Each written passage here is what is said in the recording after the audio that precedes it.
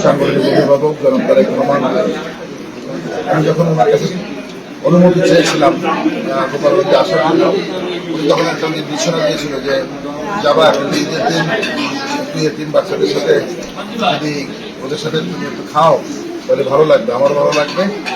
তো ওনার ওই আসলে নির্দেশনাটা মনে রেখেই আমি এখানে এই আয়োজনটা করেছে আমাদের কাছে বলেছিলাম। তো সত্যি আমি অভিভূত ওদের সাথে আজকে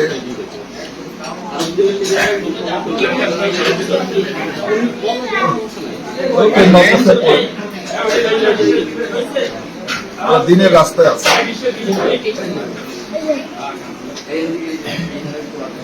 ওরা দিনের জন্যই তো আজকে লেখাপড়া করছে। আমি মা বাবা নাই, বাড়িতে অনেকে যেতে পারে না, আত্মীয় স্বজনের কাছে গেছে, যারা ছিল ওদের সাথে ঈদের এটা ভাগাভাগি করে খেলাম। এটা আসলে আমার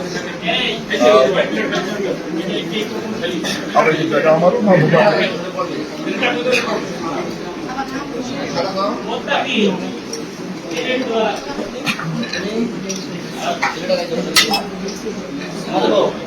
ওদের সাথে আমি আসলে খেতে পেরে আমি তো মনে করছি আমি মনে করি সফল হয়েছি।